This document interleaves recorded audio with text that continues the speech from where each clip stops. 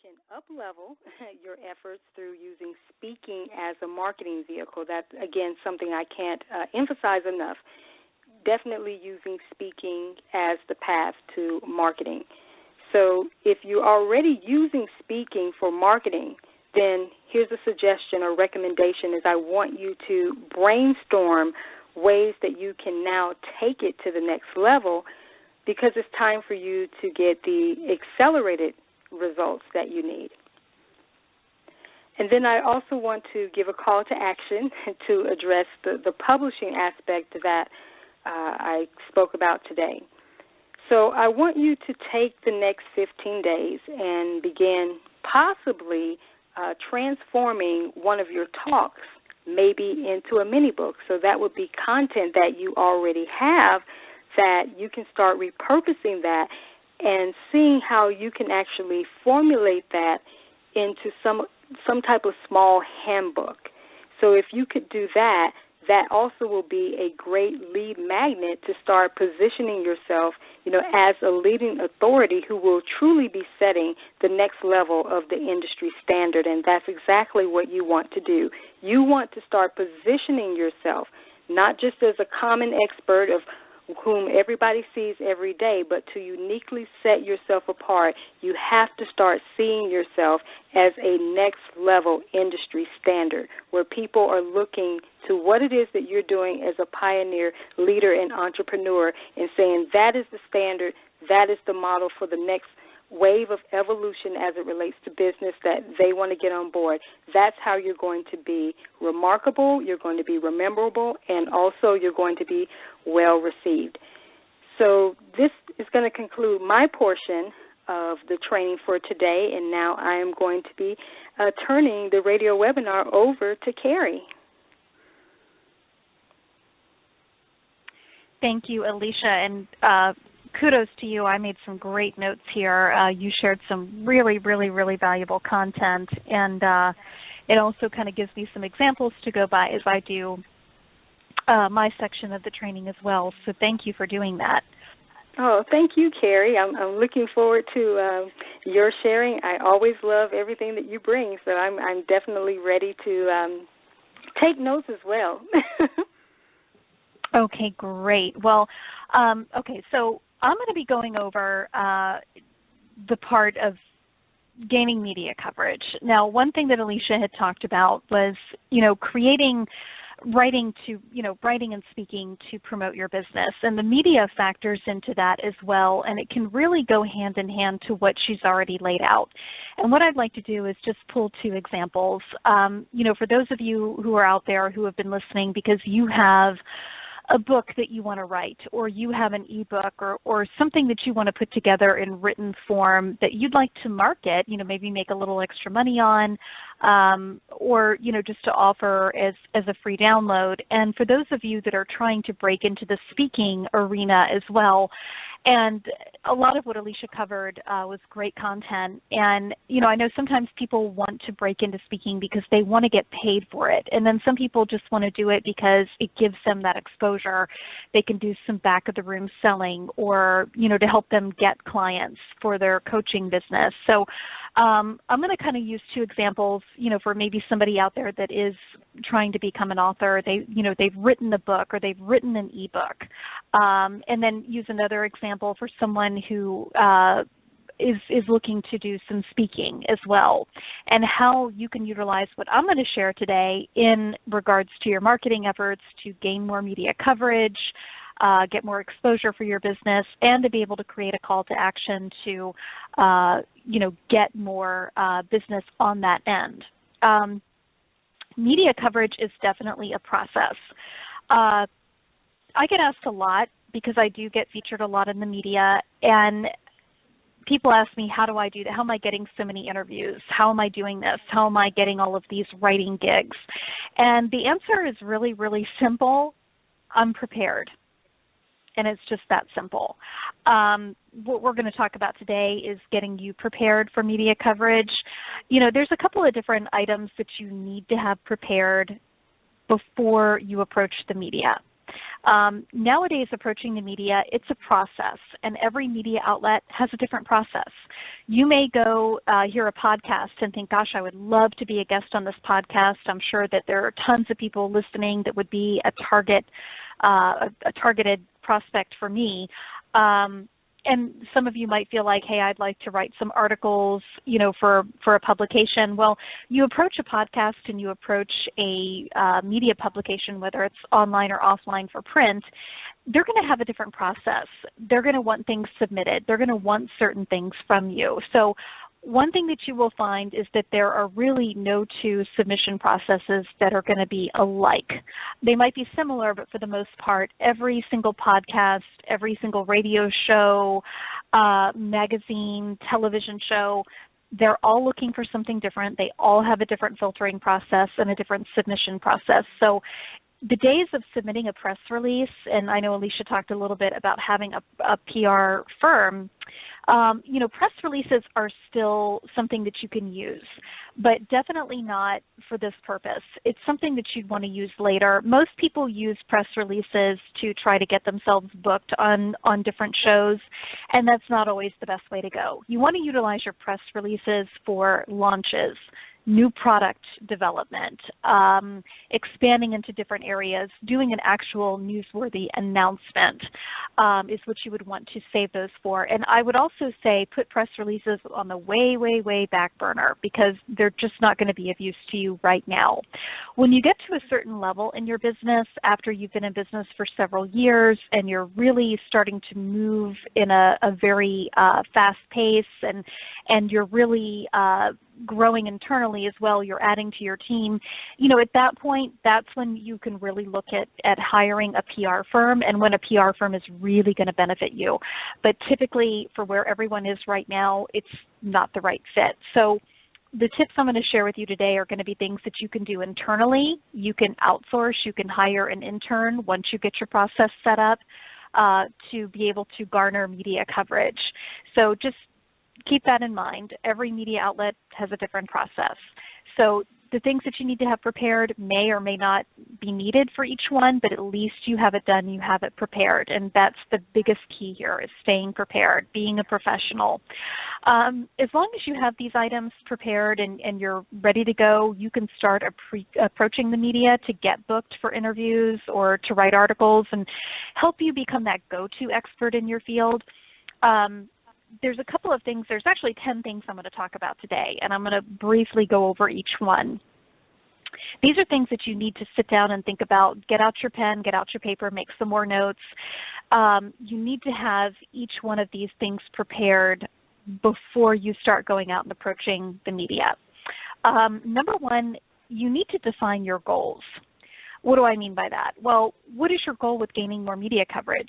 Going back to the examples of someone who's just written a book, maybe you want to get more exposure, increase your book sales. For those of you who are wanting to get into the speaking arena, you want to have something else to add to your website, having a press page to your website so people can hear your voice, see you present or, on a TV show, or read some of the articles that you've written so they can really, really verify that you are the expert. You are a good go-to person for them to bring in for speaking engagements. So everybody's goal is going to be different, but everyone's ultimate goal is going to be to increase sales. Or it should be, because you using the media, you can really leverage the interviews that you do and creating good calls to action to increase website visits, to increase the amount of people that are subscribing to your email newsletter, or if you offer them a discount code. So ultimately, you want to increase business, but again, in what way? Everybody's different. So did you just write a new book? Are you working on a new book? Do you have a new service that you're promoting? Everyone's going to be different. So this is going to help you in creating the other items that are going to be needed in the process for getting prepared. So first and foremost, define your goals. And it doesn't have to be anything fancy. Just if, I want to get more recognition for my book, or I want to start getting booked as a speaker. So definitely write down what your goals are. Second thing you need to do is you need to go to your website and do a really good, thorough analysis of it. First and foremost, if you do not have a press page or a media page on your website, put one up. or if you have someone else who does your website, have them put up a press page. Even if you don't have anything to put on that page right now because you've never been featured on a podcast, you haven't written anything for anyone else's blog or publication, put it up anyway, and you can always coming soon, and you can start adding, because that's the whole goal, is you want to make sure that you have a really good, well-rounded press page on your website. Also, too, look and see if there's any updates that need to be done prior to starting this process, because if your website is 6 or 7 years old and you haven't really updated anything, you haven't added a blog, or you're not adding articles or different things on it, you know, definitely do a good analysis of your site, because you want your site to look as professional as possible, and press pages are a very important process of that. You know, even if you don't have anything to add just yet, we're starting the process, so you need to put it up there. Why do you want to have a press page? Well, a couple of reasons. You know, for those of you who have written the book, obviously you can sell your book. Alicia talked about different things with that, but if you put it on Amazon, or if you have it for sale on your website, or even if it's a free downloadable book, you want to have that on your website. But with the press page, if people are, let's just say, for example, somebody finds you through a Google search and they're going on your website and they like the title of your book and they're thinking about buying it, but they're not really sure because they don't know a whole lot about you. When you have that press page on your site, they can click on that. And you can, even if you just had a few podcast interviews on there, they can click on the interviews, they can hear your voice, they can connect with you, even though they may be halfway across the world or across the country, and there's just no chance of them coming and meeting with you in person or being able to get to know you, like you, and trust you like most normal sales processes have to go. So this is a way for them to hear you, hear what you have to say. It's your chance to prove to them that you are the expert. There's a reason you need to buy my book, and here's what it is. So have a press page. That's so important. And make sure that your website is up to date and looking as polished as possible. The third thing you want to look at is your image. I'm not saying that everybody out there has to be a supermodel type material. That's not it at all. You really need to start with your voice. Are you articulate? Will people have a difficult time in hearing you? Do you speak too low? Do you speak too high? Do you need to kind of adjust the volume of your voice?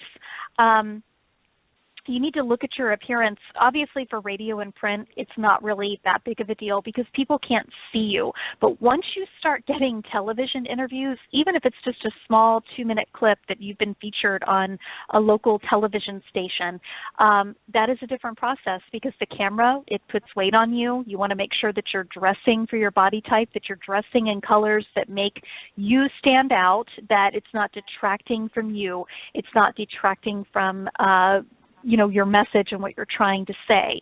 So one of the things you can do with that too is you can actually record yourself. If there's some software out there you can download on your computer called Audacity, and you can actually record yourself and, just to hear, do a voice check, see how your voice sounds. Is there anything that you have to do to alter it? For those of you who maybe English is your second language, this should not deter you by any means. But you should definitely, check out your voice. I did an interview yesterday with someone who is from Turkey, and they have an accent, but definitely very articulate, well-rounded person who really knew what she was talking about, and that comes through in your voice. So just do a little voice test to get yourself going. Also, too, if you've been writing if you have your own blog, that is not publicity, okay? Don't make the mistake of thinking, well, I have tons of content, it's all in my blog. Media is considered somebody else that's not affiliated with you is doing the interview. So if you have blogs, print out 1 or 2 of your blogs and really look at your writing. See, is there something that I should change? Am I really getting my message across? You might even want to give it to someone else and say, could you read through this blog post? Tell me what you think, and try to get some honest feedback, because if there's some things that you need to work on in your process with your image, because that's going to come through whether you write it, speak it, or people can, visually see you if you're on TV. So just things that you need to start considering. Number 4 is your bio, your biography, your headshot. these two things kind of go hand in hand. You should have a great professional headshot. I'm not saying that you have to spend thousands of dollars, go to glamour shots, but a good headshot so people can see you. Don't use a photo that, somebody took at the beach, or there's someone else in it, or it's a selfie. You want to have a good professional photo. Part of the reason you want to have that is especially for print. We have people all the time that want to be on the cover of the magazine, and they'll submit their article, they'll submit, their headshot, and their headshot is pixelated. It's not high quality. So you need to make sure that the headshots that you have made are at least 300 DPI or higher, meaning that the print resolution, it's not going to be pixelated. If it's in a magazine or a newspaper, that it's going to come out very clear, and you're going to be looking your absolute best, because those are things that can deter people from working with you, because that means that the image is going to be poor quality, which drags down the value of their publication. So definitely have a good quality headshot. You can go to a local photographer, and I've seen prices for, 24 exposures, a half-day sitting or 1 hour sitting, where you're with a photographer, and it's anywhere from $75, I've seen up to $300, in that range. So it's not terribly expensive, but it's a great investment. It's something that you can use for the media, you can use for your website, and use in other aspects of your business, like your business cards. Your bio is an entrepreneur's resume. It constantly needs to be updated. You should always be adding things to your bio, meaning that you're always doing things to improve your skill set so you can improve the lives of your clients and your prospects. So your bio, it needs to be top notch. If you don't know how to write a good bio, I would recommend hire a virtual assistant. Get someone else to write it for you, because that is your calling card. When you read it, or when other people read your bio, they need to say, wow, I need to get him or her on my radio program. They've done so much.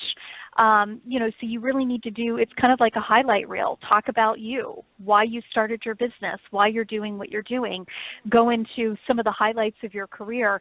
For example, if you've been able to help companies increase sales, by, 200% or 50%, you need to have that in your resume. If you've worked with Fortune 500 companies, list some of those that you've worked with. Those need to be in there. And if you've done some other things, like if you're a contributing writer, this is also too where media is going to play a big thing for you. On my bio, because we have a radio program, I've interviewed celebrities, and I have that on my resume, or my bio, I should say. Kerry has interviewed celebrities such as Barbara Corcoran from Shark Tank, author Larry Winget, Jeffrey Hazlett, QVC talk show host and former Miss West Virginia, Kim Parrish. So those are things that you want to put in there. And the media exposure that I have gotten, I also put in there that Kerry has been interviewed on over 60 different media outlets, and she's a contributing writer for Weekly Entrepreneur, Women's Prospects, and SB Marketing Tools. So your media coverage, as soon as you start to get more of that, add it to your bio, because, people want to know, who else has interviewed you? Why should I have you on my show? Why should you be considered to be a contributing columnist? So those are all things that you should have in your biography. And again, constantly updating it. If you do a big piece or you have an article written and it's published in entrepreneur.com or American Express Open Forum, put that on your resume. Put that on your bio, your entrepreneur's resume, your bio, because all about you. You need to make it look as sharp as possible. The next thing you need to start working on are your topics of conversation.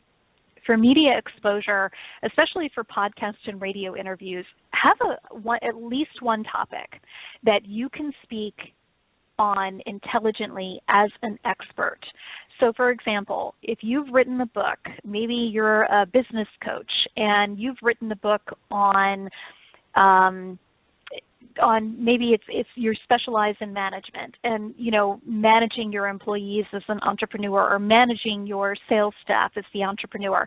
You need to have a topic of conversation on that. And you could even center it around your book. So if you already have a book written, you can just pull from that to have a topic, and it needs to be a really pop-out type topic, like the top 5 tips to gain more media coverage, the top 10 tips to make sure you never go out of business. And then underneath that, have a couple of sentences describing what people are going to learn. If it's a podcast, you know, your listeners are going to take away the following from listening to this interview. And just have a couple of sentences underneath. I always recommend have as many topics as you can have. I actually have 4 that I get interviewed on. So you don't have to have that many, but just make sure you have 1 from the get-go. Start with 1 and then build from there, because the more valuable content you can add and the different things that you can talk about within your area of expertise is going to open up more media opportunities for you. One of the things that I'm very proud of with myself and with the people that I coach are, once we get this process going and you have more than 1 topic, if you're featured on a show, especially myself, if I've been featured on a radio program, 9 times out of 10, they ask me to come back. I am asked to come back as a repeat guest, and that's what you want, because the more times you're on someone's podcast or on their radio show or writing for their magazine, the more people are going to recognize you than rather just a one-time article, okay? So that's the ultimate goal. You want to make it easy as possible on the host, easy as possible on yourself. So have a couple of topics and just a few sentences just to describe what people are going to learn if they tune in. So you need to have that. Start with 1. If you can come up with 2, that's always good. So always try to have more than 1. The next process with that is, once you have your topic and your summary done, you need to come up with 5 to 10 sample questions to go along with that interview. Why do you want to do that? Well, 2 things. Number 1, you're the expert on that topic.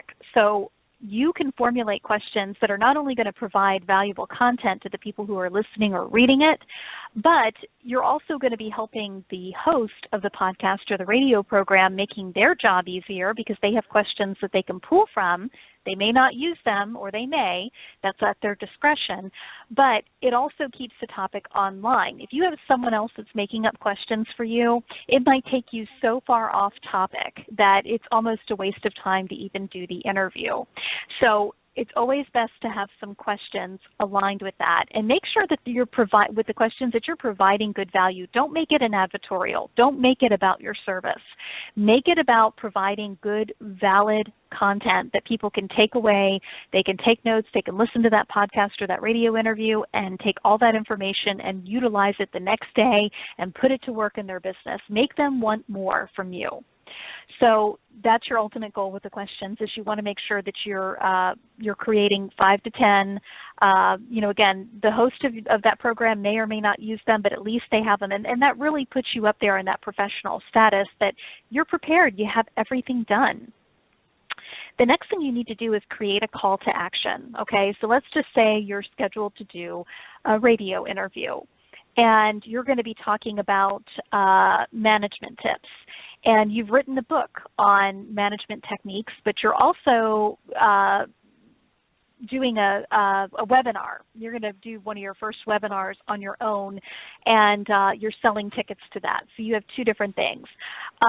You need to have a strong call to action. The purpose of a call to action with media exposure, obviously the purpose of media exposure is, again, you want to increase your business. It doesn't always happen right away, but sometimes it does, depending upon your call to action.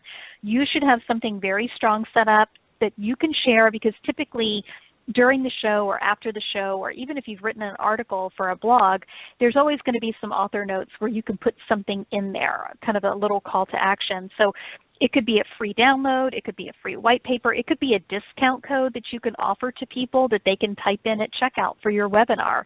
Or, I would love to offer a great way to track this is if you're able to set up discount codes that are different for every show or for every publication you write for, which that's the best way to do it if you're able to. A good shopping cart that I use is called Malzy, MAL-ES.com, Malzy.com. And they allow you to do that where you can create discount codes at checkout, and they can all be different, and you could code them according to which show you're on. That way you can really track your results to see how this works. So, for example, that webinar, at the end of the interview, when the interviewer says, how can people get a hold of you, you could let them know, we have a webinar coming up, you know, and it's going to be March 15th, and right now I would like to offer all of your listeners a special discount. You get 25% off or 10% off if you type in this discount code, and it's make it something simple that's related to the show. It's you know, AJ245. So type that in at checkout, and you can get your discount. So I hope that, you know, everybody listening will sign up. So have something something along those lines. So it's a call to action. So people who are listening to it, they can hear that, they can write down the discount code, go to your website, sign up for your webinar, and it's just a great way to be able to track, you know, where you got the most traffic from each show. So definitely have a strong call to action. Now, if you don't have anything yet, you can always do like a free download, or, you know, have people go to your website, they type in the email address, and they get a free download on, you know, maybe a free audio download or some type of class you've done in the past, or maybe some articles you've written. So have something put together that you can give to them that's going to make them want to go to your website and do something. So there's got to be a good, strong call to action. And as you're moving forward with this process, you're going to perfect that more. And there's different things that you can do, you know, again, to, you know, as you move forward, that could be different. Now, keep in mind, too, like with podcast radio shows anymore, they're recording them, and they're archived on the podcast or the radio station's website. So somebody might come along in 2 years and listen to that, and maybe there's a discount code. So you might even want to, you know, keep it where that those codes are still active, that people can still sign up for different things and use that access code. So use your imagination. You know, there's definitely no limit to this, and you can make it fun. You can make it something that most people don't do, that would be, you know, good for you and good for your business. So the next part of this, which is one of the most important parts, is your email pitch. You know, press releases, again, they're not the way to go. You don't want to send out a press release to a radio show host or to a television show host hoping they're going to call you to book you for their show. All media outlets anymore, they want submissions via email. Even if they request a pitch, they're going to want you to email that in. So you need to have a good email pitch. Have an email crafted that can be personalized for each outlet. You don't want to have you want to have a good shell email, but not something cookie cutter, but just a shell that's just going to say, you know, I would like to submit myself for your podcast. A little bit about you. Have like maybe a few sentences about you. You can read my extended bio here, and then maybe a link to your website. Don't word vomit on them. And I hate to use that expression, but sometimes I get pitches all the time that are 4 or 5 pages long, and those get deleted. You want to make it half page, maybe 3/4 page long at the most in that email if they were to print it out. So a little bit about you. You want to talk about your topic. You know, you say, I've been interviewed, or, you know, I'm an expert on the following topics, and just have the topic and the summary outline listed. If you have more than one, list both, and then underneath that put, you know, whichever topic you choose, I will have sample questions available for you to use. Should you need some sample questions, those can be sent over after you choose a topic, and I'll also include my bio, my professional bio, and my headshot as well. So let them know that as soon as they pick a topic, they have a call to action at that point. If they're interested, they pick a topic, they get back with you, and that way they know that you're going to have sample questions, your bio, and your headshot that you can email over to them. And then the last part of the paragraph is also very important. You always want to give them samples. I, for one, for my radio program, we want to hear your voice. We want to make sure, because we interview top-level experts. So most of the people that are on our show have been on different radio programs. They've been interviewed before, but we always like to hear their voice and hear what they have to say. So if you have one of your podcast interviews or a press page of your website, you can say here, if it's a podcast or a radio show, here's a link to a show that I did on follow-up techniques. You can click here to listen. That way they can click on the link, they can hear the interview, And that also helps them in their decision-making process because they know you've already been featured somewhere. They know that you understand the process. So it just, again, it goes back to being prepared, having everything ready. Make their job as easy as possible to say, yes, I want this person to be on my show, or yes, I want them to write an article for me, or yes, I want them on my TV program.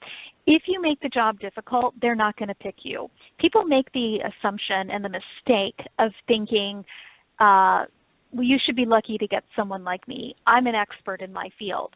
Well, the truth is, the honest truth, the brutal truth is that good quality content, good quality guests, they are a dime a dozen. And what will separate you from the pack are two things, being prepared and being easy to work with. And if you can follow those two simple guidelines, you will have no problem getting booked for media interviews and also being able to and be asked again. The next step is going to be finding media opportunities. So you've got your bio, your headshot, you've got a couple of topics lined up, sample questions, you've got your shell of an email that can be customized for each media outlet. So you have everything ready to go. Your next step is you need to find media outlets to submit yourself to. There's a couple of different ways that you can do that. I can't stress this enough, this is going to be the most time-consuming part of the process. So one thing I want you to ask yourself a question is, how much is my time worth? Because you can actually you could take hours, you could spend days looking for different media outlets and spend 10 or 15 hours on it and come up with, 20 different media outlets to submit your information to, which that's a lot of time for only 20 media outlets. So if you can, my suggestion to you is to have access to a media directory. There are several ways to find media outlets, but again, you're going to be investing a lot of your time to do that. And if you have someone on your staff that can do that, again, if you're paying them, their time is valuable too, so choose wisely. Most media directories and outlets, they can be purchased or rented at a reasonable price. That is something that I will offer to you as well at the end of this segment. But if you don't have the funds and you don't have the funds to invest in a directory or to find something, there's a couple of things that you can do. If you're looking for podcast interviews, you can go to a couple of different sites. You can go to Blog Talk Radio.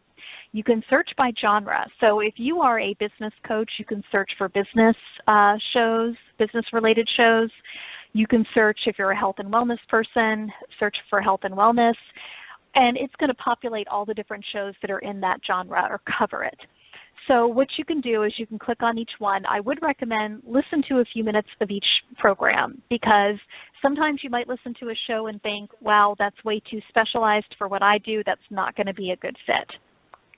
So you'll want to listen to a few minutes. The other thing is that if you find a show and you're thinking, hey, I really would like to be a guest on this program, click on their website from BTR and go directly to their website and contact them through the email or contact us page of their website. The reason you don't want to do it through Blog Talk Radio is because there's so many shows on there. The show hosts typically do not check their email that comes through Blog Talk Radio because there's so many, and sometimes they don't even get email updates. So it would be a waste of your time. So definitely go to their website, contact them, take that email that you have, customize it, put their name in, put their, that you listen to the show. If you liked the guest that they had on or a friend of yours was featured on the show, put all of that in the email as well. Always customize your email and then just send it off. And then what you'll want to do is start keeping track of all the shows that you submit yourself to because that way you're kind of creating your own list. And then if you do get asked to be back on a certain show, you're going to know when the last time you had reached out to them, when you were on their program, and so forth. And then once you get to the point where you might be doing a press release because you have a new product or a new book that's coming out, you're automatically creating your own media list as well. So that's one way to look for podcasts. If you're looking for writing opportunities, there's a couple of places that you can go. You can Google, business publications on Google and see what pops up. Business blogs. when you do that, you can go to each website and you can find, if they're looking for contributing writers, what their requirements are, and then you can take it from there. Another thing that I like to do is, for example, use your SEO keywords.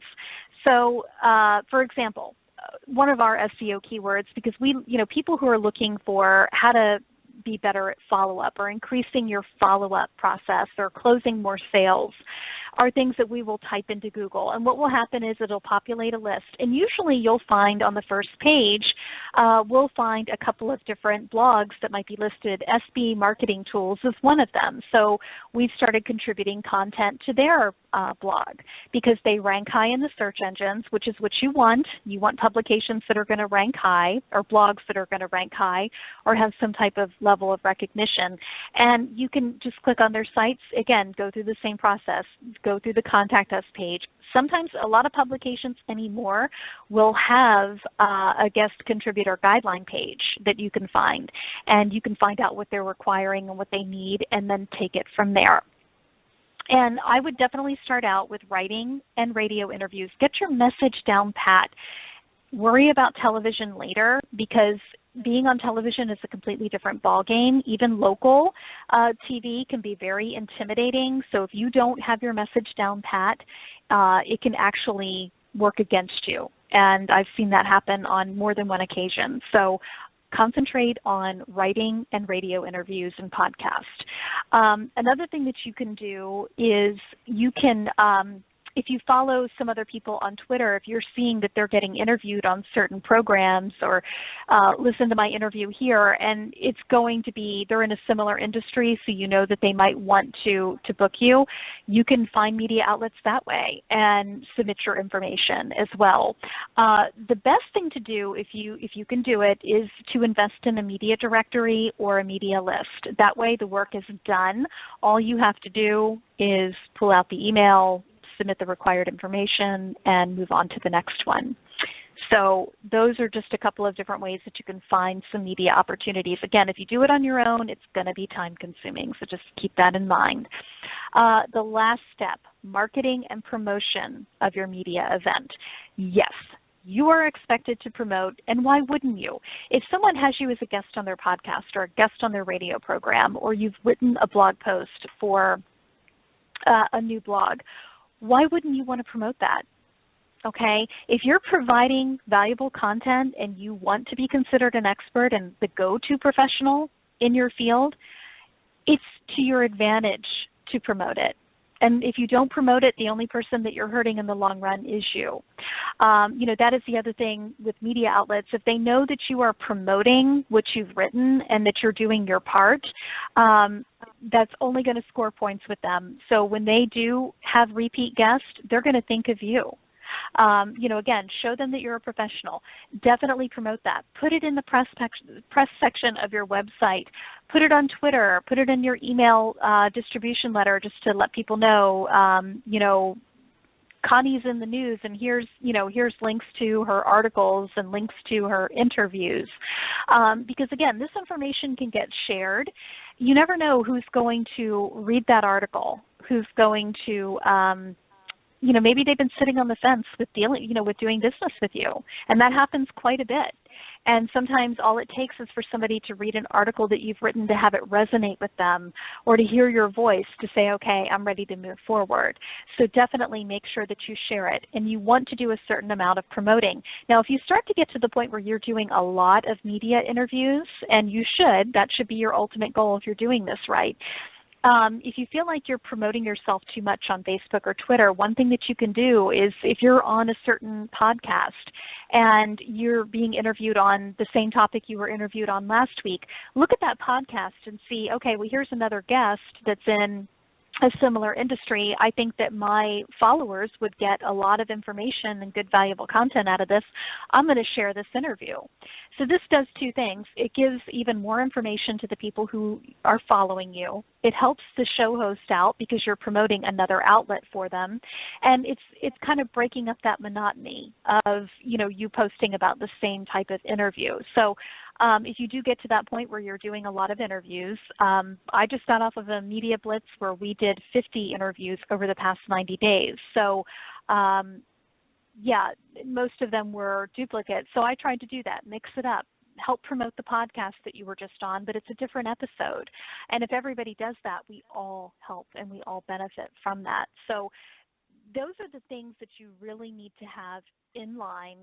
It's a good process to follow. If you follow the steps and customize it to what you're doing.